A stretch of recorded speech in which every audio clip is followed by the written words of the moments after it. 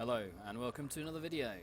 This video is getting to know your profession, a basic guide for the Revenant or Herald profession. We're going to talk about the pros and cons of the profession, why you take it over other things, skills, traits, etc. But first, a warning. Warning! This guide is not for seasoned players. If you understand how the Revenant profession works, this video is not for you. Thanks for listening. I quite enjoy doing that stupid voice. I think I'll do one of these things at the start of every basic guide, so you guys understand that this is not for people who know the profession. This is for people who are just, you know, they've started the game, they're having a bit of fun, and they now decided they want to get good, and this is how to get good. So, without further ado, let's talk about the Revenant. So let's start. The pros of the profession. Why do you bring this profession? It has very good team buffing utility, with regards to one in particular, which I'll get into a bit later, which, for those connoisseurs amongst you, will know is this little button here. And it has reasonable damage. So you're going to put out not the biggest numbers you'll see in this game from various professions, but you will see some acceptable numbers. And acceptable numbers plus good team utility equals a profession that people want to have in their party. And what are the cons for the profession? Well, there are certain things that this profession does which other professions do better. For example, might generation, very useful. The Phalanx Warrior does it better. The Phalanx Warrior I will cover in my basic warrior guide, so don't worry too much about that now. But there are some other situations where Revenant isn't quite perfect. But as I mentioned earlier, Revenant does have this little button here. And this is a very important button. Perhaps the most important button for Revenant. But we'll get into that later. Let's first have a look at the equipment. So, Revenant is a power-based profession. What do power-based professions mean? Well, power-based professions mean to get the most damage out of them, we need Berserker's gear. So, we've got Berserkers all the way. All of my gear is Berserkers. This is to get the biggest numbers to facilitate that okay damage I mentioned earlier. The sigils we want are the Sigil of Force and the Sigil of Air. These are generally the sigils you use on any power-based damage build, with a few exceptions where the crit chance is really low and you want Sigil of Accuracy instead. But since Revenant has no trouble with crit chance, Sigil of Air is a better choice. And then on my armor I have the Superior Rune of Strength. So why have I got this? I actually have two sets of armors, but at the moment I'm using my Superior Rune of Strength, and this is so that when I am generating might, and I'll talk about how that works later on, I have damage boosts, I have duration for my boons increased, and it's just generically a good rune set to use with might stacking professions. Another option here, and when you really want to squeeze that last few % of damage out of your profession, you've been wanting to use the Superior Rune of Scholar. And I do have another set, it's currently on my warrior, which does exactly the same thing. It's a berserker set with a Superior Rune of Scholar, and that's how you squeeze the last few % of damage out. But this is a nice balanced set, and if you're looking to get something that's useful in different areas of the game, the Rune of Strength does the trick. So, let's go on to weapons. So, for weapons, what are we using? We're using Sword Shield, and we're using Staff. Sword Shield is the best damage output that Revenant has to offer on power-based builds. Technically, you could use a sword in your offhand to slightly increase your damage output, but I like the shield, and I'll explain that when I go through the weapon skills a bit later on. And the sword. Why do you use the sword? Staff. Excuse me. Why do you use the staff? You use the staff because it has the best break bar breaking skill in the game currently. And this, combined with this shiny F2 button, which I promise I will get to later on, are the two reasons the Revenant is very, very good in any given group. So, we've got Vicious Lacerations. First of all, I should say this is the Devastation tree. So we have Devastation, we have Invocation, and we have Herald. So the first trait in Devastation, when you attack while wielding a sword, gain a stack of Vicious Laceration. This can be stacked up to 5 times. So you're auto-attacking, and you stack this just as you're attacking. It's pretty simple. It gives you 2% damage per stack. It just multiplies your damage as you're attacking. Too good to give up. Assassin's Presence. Increase the ferocity of nearby allies. Ferocity is crit damage. Crit damage in this game is big. Anyone using a power build near you will thank you for bringing this trait. Again, too valuable to give up. And Swift Termination. Increase the damage to targets below the health threshold. Below 50%, damage increase of 20%. So, any profession that has this, with the exception of Necromancer, which we'll get into, has to take this. It is too big a damage increase to give up. Particularly in boss fights, you think, you know, half of a boss fight, you're doing 20% more damage? 20% is a huge number. So let's get on to the invocation traits. Cruel Repercussion. When one of your attacks is negated, your next attack will deal bonus damage. There aren't really any really decent options here. A lot of people use this. Healing skill grants you Fury. You don't really need this, which is why I take this, but you can take that if you feel like it. It's up to you. But I'll explain why you kind of don't need that a bit later on. Equilibrium. Invoking a legend triggers a burst from the mist that heals your allies. Again, no massively good options here. You take this because it's the best of a bad bunch. So you're thinking, well, that's 2 out of 3 traits in Invocation. You've not convinced me this is a useful trait line. Until you get to this. Rolling Miss. Critical hit chance has increased effectiveness when you're under the effects of Fury.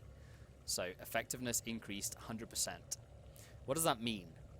Well, when you get Fury, you get 20% bonus crit chance. This increases that by 100%, essentially giving you 40% bonus crit chance. So let's have a look at our current crit chance with our gear. Current crit chance is 49.76%.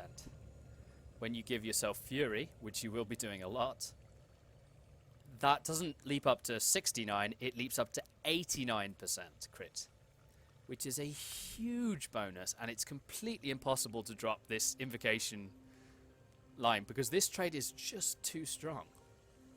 And this is one of the weaknesses and the strengths of the profession. The traits are really strong, but it also means there's much less choice when it comes to the matter. And we have Herald. All of the elite professions are pretty much across the board, with one exception, stronger than the base professions, so we're using Herald. Radiant Light.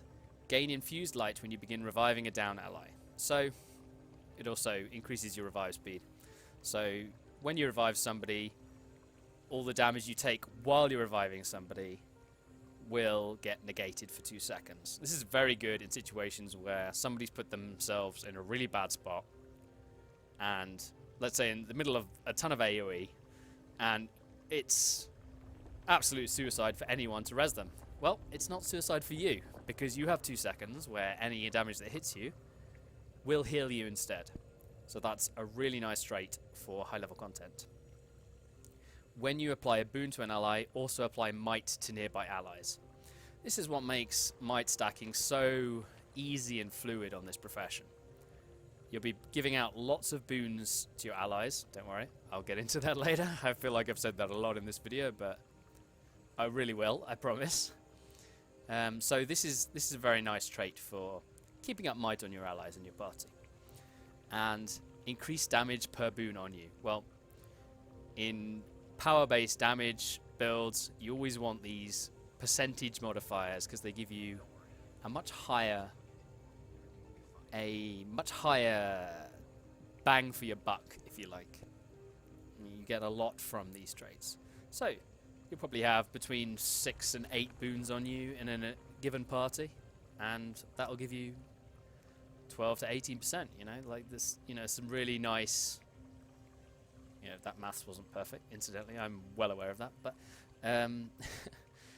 this is a very nice damage bonus, and also another reason why you really cannot sacrifice Herald, but there's more reasons later on. So first of all, let me say, a lot of people when they first look at this profession, they link these things, the legendary stances, to the trait lines, and they think they have to use the Herald when you're using, you have to use the legendary dragon stance when you're using the Herald, and it's just not the case. There's no link between these and these. You can pick whichever 2 of these you like, and whichever 3 of these you like, with the exception being you only unlock the legendary dragon stance when you have the Herald as your elite profession. So, let's start by looking at Herald. Herald is the bread and butter of the Revenant, essentially. It's what makes this profession worth taking. And why, you might ask? Well, let's have a look at these skills. We've got the Facet of Light. When you activate this, you gain regeneration, and you can see I'm also gaining a bit of might here. That's from this trait right here. When you apply a boon to your ally, it also applies might. So I'm getting just passively 4 or 5 stacks of might just by applying regeneration to myself. And this is true across the board for these. So, very decent heal skill. This completely negates all of the damage coming onto you and turns it into healing. So, if you're in real trouble, you pop this and you press it again, and the effect goes on you for 2 and a bit seconds, I think. 3 seconds. Then, moving on to the next. These 3 are in no particular order. This is just the order I like to have them on my bar. You should read them very carefully because they're not always in the same order. Like, they'll mix and match.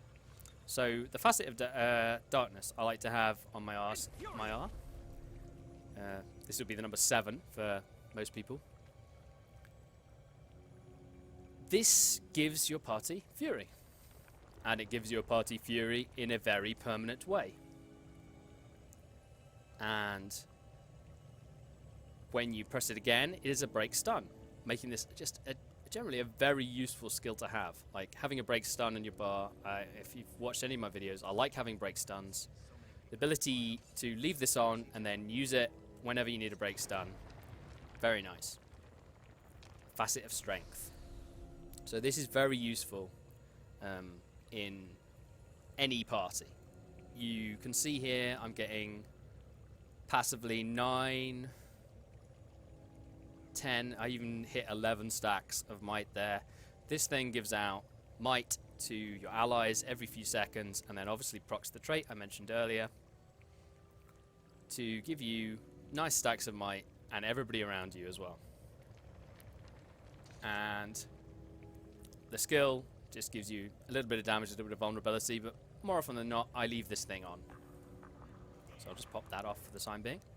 And then the Facet of Elements. The Facet of Elements is a swiftness boost for your whole party. So, very useful. Leave swiftness on your party when you're outside of combat, and then when you come into combat, you can nicely place this down as an AoE damage on the mobs. And you get a nice little bit of damage, and it stops the degeneration of your energy, which I'll also talk about in a second. And the Facet of Chaos. This you cannot use for that long in a fight because it drains a lot of your energy, but this gives protection to you and your allies. Very strong. And also, when repopped, it's a very nice break bar skill. There's a nice little effect there. Essentially what repopping it does is it does a nice little AoE knockback, which is very decent for break bars. So I mentioned the energy draining mechanic. So this is the main thing, and the thing that complicates Revenant a bit. You see this bar here, and it starts at 50, and it has these 5 arrows up and these 5 arrows down. This is essentially like an energy bar from, you know, like other games out there. They often have energy bars. Guild Wars never has done until the Revenant Profession. So the Revenant Profession has this. And if I just pop the Facet of Light, you can see I've lost an upward arrow there. Because this has a, and you can see there's a -1 on at the top there, at the top of the explanation of the Facet of Light. When you're leaving this on, this has a -1 effect on your energy. And if I pop another one, you can see I lost another 2 arrows. This is the Facet of Darkness. It costs -2. And if I pop another one, you can see now I've lost all my regeneration completely, which means any energy I use at this point is not going to regenerate in a fight. And if I start going negatively, you can see I'm actually going down in energy. And this can lead to you running out of energy in a fight. So you, generally speaking, you want to leave on enough to, you know, balance the books, so to speak. And you will actually see that some of your other abilities, they use energy as well. So you need to be slightly aware of this resource as you're playing this profession. But now we'll talk about the F2 ability. So, the F2 skill, the Facet of Nature. This increases your outgoing boon duration and the outgoing boon duration of your team by 50%. Why is this so important? This is so important because quickness is a boon in the game, and some of you who play Mesmer might be familiar. Also, the elite on Guardian for the Dragon Hunter profession also has quickness. Quickness is a really strong boon in this game. It is very difficult to get large duration on quickness. Something which increases the outgoing boon duration by 50% is a massive boon to quickness generation professions. Quickness on a whole party can enormously increase the damage output of that party, no matter what build they're running. It's just very, very good. And this is one of 2 like completely unique things on Revenant. So you have a Revenant, you have a Mesmer, and you have really good amounts of quickness, and this is what makes this great. If you do not have a Mesmer in your party, then you can just double press this whenever it's up for free boons. So onto the F1 abilities. These are the legendary stances. And you have a certain amount of leeway as to what you want to take in the second legendary stance. But your first legendary stance should always be the legendary dragon stance. This is invaluable to teams, providing permanent fury, providing this boon duration outgoing if you have a Mesmer in your party, might stacking if you don't have a phalanx warrior. You know, generally speaking, you will definitely want this as your first. But your second, well, you can play around with it. Legendary Centaur stance is one I like to have some of the time. It's a healing and utility based legendary stance. So I'll just quickly go through the abilities on this, because you mostly be using Glint, so I won't focus too heavily on these other ones. The Q brings up a tablet. So it's a interesting moving ability. So if I press Q again, I can move it around.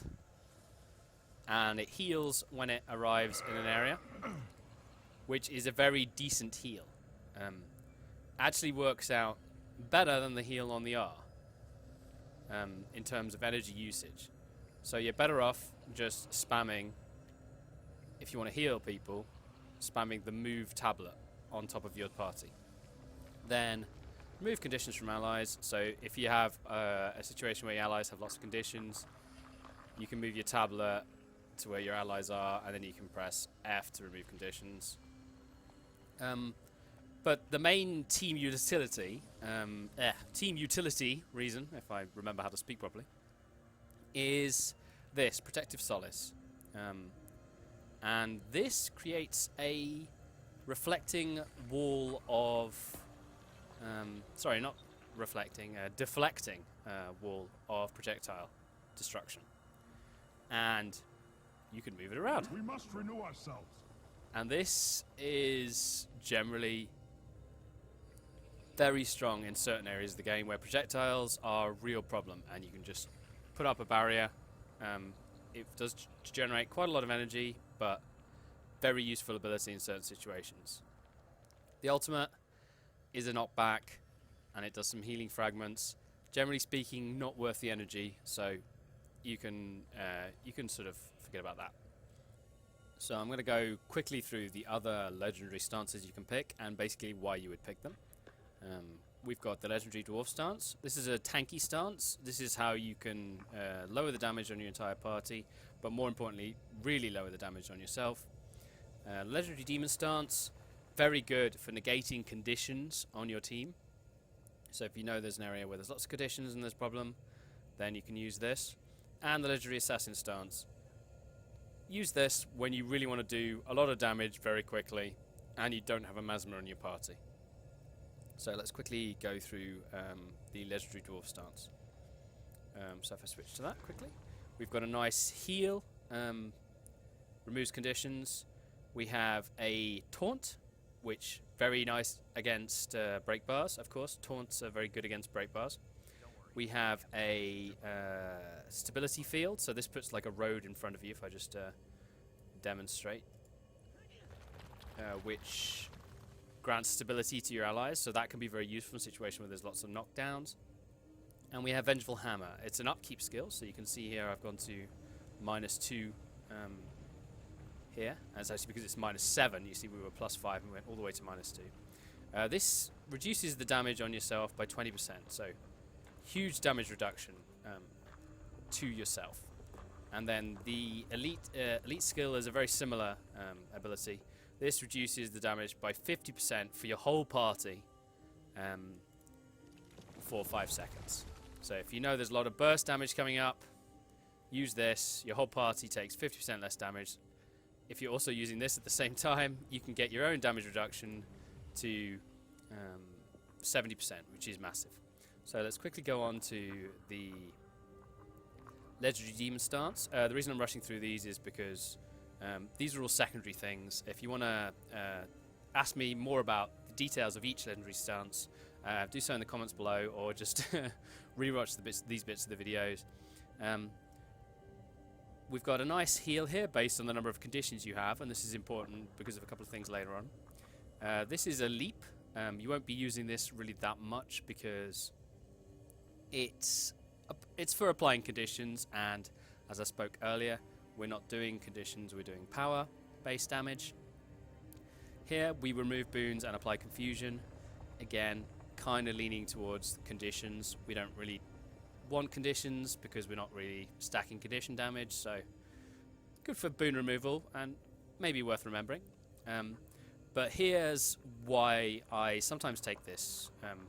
So this grants resistance to yourself and nearby allies and absorbs conditions from those allies, gaining additional resistance per condition. So if you don't know what resistance is, it's a boon that makes you immune to conditions. So I could have poison, 30 stacks of bleed, 50 stacks of burn, you know, like ridiculous things on me. I will receive no damage as long as I have resistance on me. So if I'm in an area where my whole team is taking an absolute ton of conditions, I can pop this, take some conditions off of them, and apply resistance to them so they will not take damage. If I have my F2 ability on, it will increase the duration of this resistance from 2.5 seconds to 3.25 seconds. So that can make a real difference. So yeah, very decent skill here. Then the elite, I'll just quickly mention, is Pulse's Torment. Again, that's a condition-based thing, so we're not really interested in that. What it does also do is it increases your stats across the board by 10%. So your power, your precision, your ferocity, everything else, toughness, vitality, 10% across the board increase. If you're stuck in this stance and you've got nothing better to do, Embrace the Darkness is nice. So let's go on to the Assassin stance. We have a slightly weaker heal. This is for more when you want to do damage and you don't have a Mesmer in your party. Never take this if you do have a Mesmer in your party, because the main strength of this is a boon it's impossible odds. And this gives you quickness just constantly. It's a massive degeneration to your energy. But you can see here it pulses quickness. And quickness is as I spoke earlier, is a very strong boon in this game. You should not need this stance if you have a Mesmer in your party. And you shouldn't really use it even if you don't, because it's better to provide team utility in other ways. But sometimes you just want to hit things hard. So we've got a slightly less good heal here, steals health. We have a break stun, which removes movement-based conditions. We have a shadow step to enemy, and we have a interesting thing here that stuns enemies around you for 3 seconds, which is nice on break bars, but it does cost you your entire energy bar to use it. So it's really not effective for just destroying break bars. So I've come to Fractal level 2, just for a quick, easy access to a champion. What do I want a champion? I want to demonstrate what this profession is really good at. On top of the F2 ability, which I've already spoken about, the Revenant is really good at breaking break bars. And how does it do it? It uses the Facet of Chaos, which I've also already mentioned, and it uses first and foremost Surge of the Mist, which is the number 5 skill on Staff, and is essentially the only reason why you bring Staff to a fight. It's for this skill here. Charge forward, knocking back enemies that cross your path. You might think, well, it does a knockback of 120, but the thing is, it impacts 8 times. You have to be slightly aware of your positioning when you're doing this. If you're right close to an enemy, you'll just shoot through and you'll not actually do the number of impacts you need. So I like to be just a little bit away, just sort of at the max range of melee, and then you can get the maximum number of impacts on your target when you use this ability. So let's demonstrate a bad usage first, and then I will use a good usage. So I'm right next to the target. I'm going to do it now. And you see, we didn't quite break the break bar. I hit quite a lot of it, but because this thing has quite a big hitbox, but you can see I didn't quite break the break bar. So with a little bit, in 6 seconds, with a little bit of a positioning adjustment, I should be able to break the entire break bar with just this one skill. So I'm going to move back a little bit, and then I'll use the whole break bar. I'll use the number 5 skill, and I will break the entire break bar in one go. So that's a little mini tutorial on how to break bars on this profession, and it is why a lot of people use this profession in raids and high-level content, because of its ability to break bars. While I'm here, I may as well talk about how to use the sword shield. It's pretty simple. We have 2 damaging abilities and 3 defense abilities on our gear here. The auto attack and the number 2 are the damaging abilities, and 3, 4, and 5 are defense abilities. So your number 2 ability will do a little bit more damage than your auto attack, because it hits 3 times, but not considerably more. So if you're having troubles with energy, then you can just auto attack, and you'll get a very nice amount of damage. This is an evade for 1.5 seconds, which can be very useful against big attacks. This is a heal and providing protection as well in an area. So if I just show you that sends a pulse out, and then the number 5 skill is is just a block, which if I actually allow my energy to regenerate, I can demonstrate here. So you can see I just put my shield down, I block for a few seconds, and I pulse heals of a few. So we're just going to attack this champion Marsh Drake for real. I'm actually going to try and break its break bar and then switch to the sword.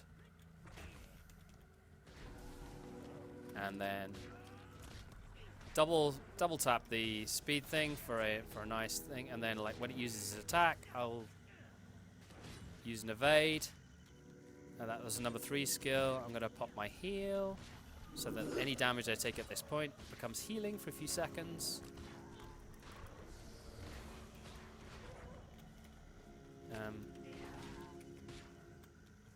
And then going to swap to the Great Dwarf so I get access to another heal. I'm also going to break the break bar again. And you can see the basic combat I'm doing here. Whenever I switch back to Glint, I have to reactivate my Fury and my Might generation.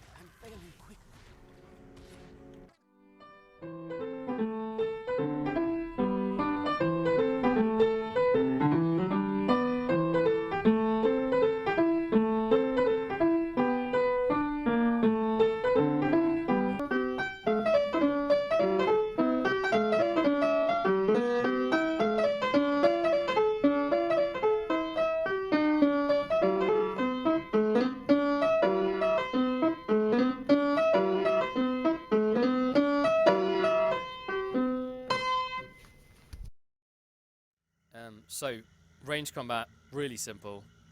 We have one ability, which is a knockdown. That's for break bars. Again, if you've equipped the hammer over the staff, then you're obviously not worried that too much about break bars. Number 4 skill, it destroys projectiles. You see this wall here, that's destroying projectiles. Number 3 skill is an evade. So during that entire animation, I was actually evading. At 1.25 seconds, can be very useful, but most of all you'll just want to be auto attacking and using the number 2 skill from range. So we'll just attack this guy again, and you can see we're getting nice auto attack damage, and then like use the number 2 skill on cooldown, as it's just a line of decent damage. I'm not going to fight the entire boss with my hammer. But that's just a quick overview of the hammer skills on Revenant. So let's have a quick look at the consumables I use for this character. Firstly, I use bountiful sharpening stones. Again, these are consumables that you have to make yourself, and I will put the recipe up on the screen now. And then I have bowls of seaweed salad. These are expensive. They are the best food you can use on this profession. And what you end up doing is just moving back and forth while you're auto-attacking to keep this plus 10% damage while moving bonus active at all times.